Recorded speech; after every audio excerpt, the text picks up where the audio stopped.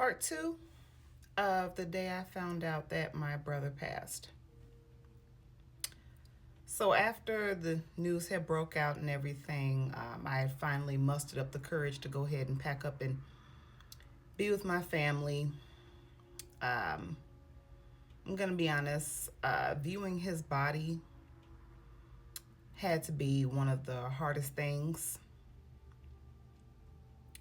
I mean, between my mother's screams, my father trying to be strong,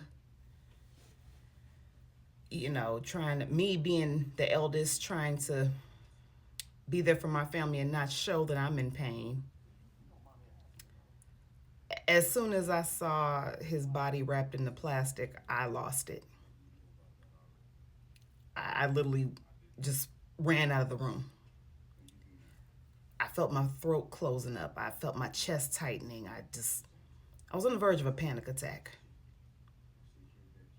Because I just remember saying to myself, this can't be life. This can't be real. That cannot be my brother wrapped in that plastic. No.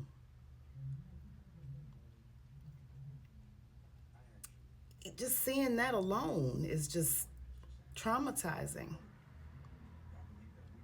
The way they described his body, and if you look at my pictures and videos I've posted about him, he was a very handsome young man. And from the description that my father told me, his teeth were all knocked out of his head, only two were left. Um, his whole face was gone. I remember my father describing it as Freddy Krueger. That's how mangled his face was.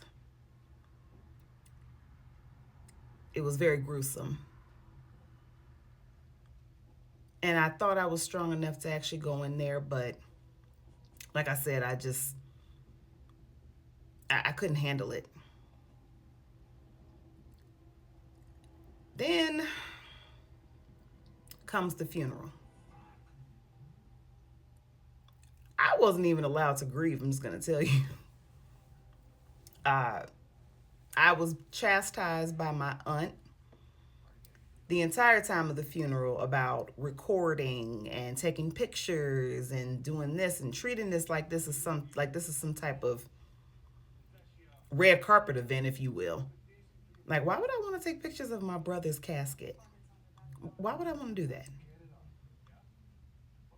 Bad enough I didn't even want to be there. Didn't even want to go. If it was up to me, I would have just stayed in bed all day. I remember at the burial. Now, to anybody who's ever been to a funeral, they know that the burial is the hardest part of a funeral. That means that's it. It's done. This person is gone forever and you'll never see him again. Well, at the burial, I was on the verge of tears for like the 50th time that day. My aunt walks over to me and says, "Why aren't you taking pictures?" I don't understand why you don't take pictures at the right time. I tried my best to ignore and block her out, but I felt it as though it wasn't really fair to me because I'm grieving just like me and everybody else in this room. I'm not interested in taking any pictures. I'm not interested in taking any videos. I'm not interested in working at my brother's funeral. Now, granted, I am the photogenic one in this family. I'm the one that takes the selfies. I'm the one that takes the pictures. Honestly, most of the pictures that I have of my brother and my father didn't even know. I remember he was telling me that, I don't have any pictures of me and so on. So I went, yes, you do. I took this picture of y'all. Do you remember this? I took that picture of you guys. Do you remember this? So I am the picture person. But on that day, I didn't want to. And I don't feel like I should have.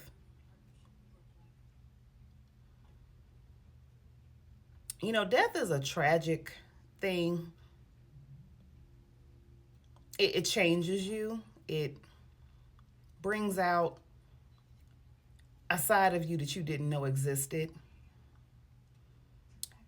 I believe it can bring the best in people. It could also bring out the worst in people. In my case, I just felt like it did bring out the worst in me, but it also brought out the worst, unfortunately, with my family.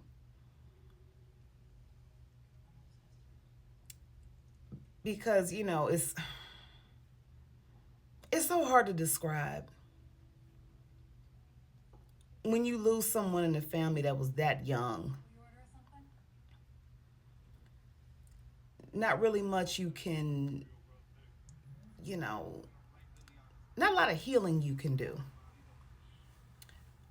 But I felt like just in my case, I wasn't allowed to fully grieve the way that I had wanted to, that I wished I had.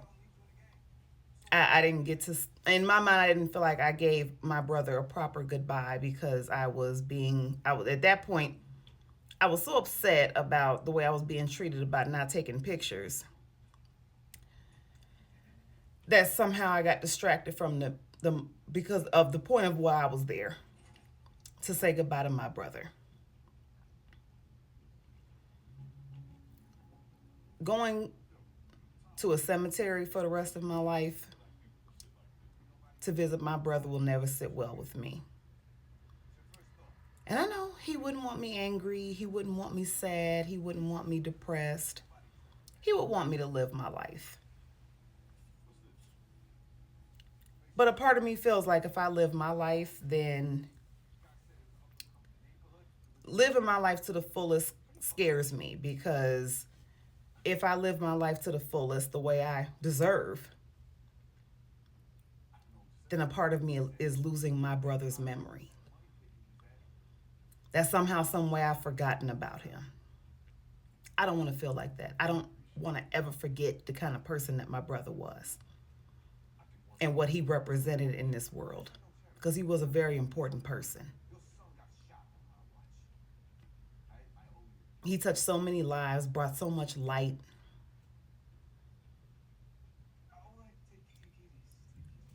But a part of me just feels like none of us will be the same. None of us.